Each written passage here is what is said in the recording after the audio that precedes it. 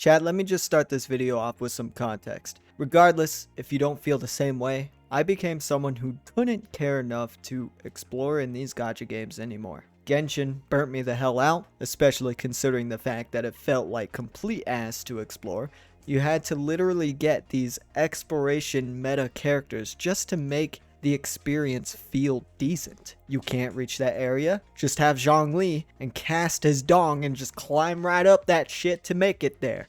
Or how about getting Skarakuchi, just so you can go into creative mode and reach your areas completely fine. Those sort of characters. Don't get me wrong though, I still very much enjoyed exploring Genshin a lot, at least early on. It slowly got old, it became repetitive. And what made it worse is that it didn't feel rewarding enough to explore. You see, what I look for when exploring is random events to make the world feel alive, hidden areas, dungeons that will end up taking you on an adventure just by simply stumbling upon it. That sort of Skyrim feel. And by beating these areas, you get rewarded meaningful items like weapons or something like that, not just the same old everyday gacha currency. The only time it felt absolutely amazing to explore in Genshin was Dragonspine. A cool place, a cool mountain, no pun intended. It had nice quests, and among one of them, you could get a cool sword from it. I loved it. So much so that I did it a good few times in co-op with some other people. Afterwards, though, the joy slowly went away. Exploring became a chore to do, chest after puzzle after puzzle, just to get gacha currency and some damn pocket lint to show for it. During that time, Tower of Fantasy came along the way, and honestly, it's kind of impressive that the exploration was actually decent, but the game died out real fast, and so did that urge to explore. And then Honkai Star Rail came out, and it's not exactly an open world game, but it has some level of exploration, and it's a lot easier to go around and do it. But even though it's not an open world game, I still didn't feel like exploring what it had. Isn't that crazy? So then Wuthering Waves came out May of 2024. Yes, exploration was definitely a lot better. It felt a lot better anyway. Infinite sprint outside of combat, parkour, grapples, etc. However, the problem still persisted. I still didn't feel like exploring just to get gacha currency. You could say I was indeed still burnt out. But now, to present day, Wuthering Waves 2.0 introducing a whole new region called Rinascita.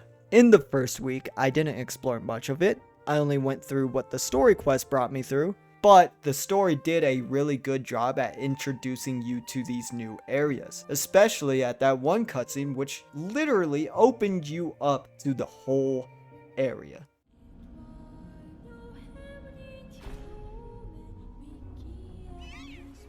Oh, hi.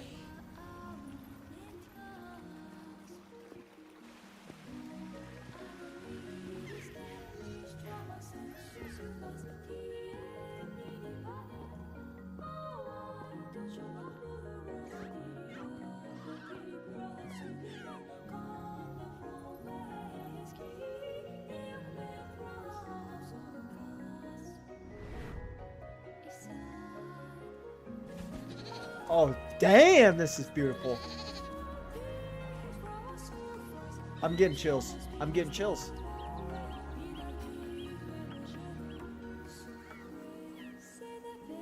It's a banger. The song right now? Oh.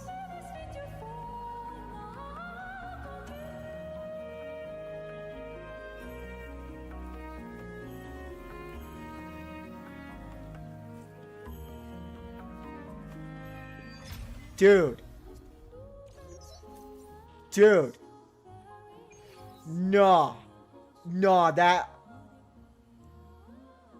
Holy goddamn. It was quite an amazing experience. The devs really made Rinascita the most beautiful, ethereal area to date. It's visually the best I've seen in these gacha games. And by the way, I was just trying to record some scenery and I just noticed this rainbow. I don't know if it's always been a thing, but I'm amazed. Like, you can see my face while I was recording it. Now, last video, I actually forced myself to explore of my own free will, regardless of story quest. Granted, it was all just to grind that gacha currency I don't like getting, just to get my wife Carlotta. But in those 4 hours of exploring, I had a great time. All I wanted was to get some poles for my wife, but I accidentally got sidetracked and ended up in these random towers experiencing that Skyrim feel that I've wanted. These tower dungeons were amazing. For a whole hour, yes, it was a whole hour experience, I felt the most breathtaking, amazing, marvelous, astonishing, awesome adventure I've had in a while. These dungeons were greatly handcrafted. It gave me that Skyrim feel and partly a Souls-like Code Vein feel. Not only were these areas also filled with plenty of chests to help me get my wife, but at the end, you can get a weapon. Yes, a weapon. Sure, it's not on the same level as your 5-star gacha weapons, but it at least looks good. And it's also not a bad weapon for Rectifier healer characters. And it looks pretty damn good on Shorekeeper. I was very impressed. I enjoyed every minute of that. Of course, that hour adventure wasn't the only thing. Later, I went to the heavily inspired Elden Ring area and got introduced to this labyrinth, as well as a game to play with this guy, this Echo. The goal, of course, is to win the game by having all your pieces in a straight line, but it's not easy. You can also open these doors and take away buffs from him while also getting loot along the way. Admittedly, I haven't beat it yet, because as the game told me when I gave up trying to figure out how to win, so I just fought him instead, I have a limit of intelligence. By the way, fighting him without beating his little game is not an easy fight. He makes it feel like your characters are like level 10, so you do no damage. But even if you do manage to kill him, it's not over. There's still something to discover by actually legitimately winning in his game. I still haven't done so just yet, but I'm still very eager and interested in doing so. This whole thing made me feel so curious, so confused, so amazed. It's safe to say it's back. My enjoyment for exploring is back. I love this game.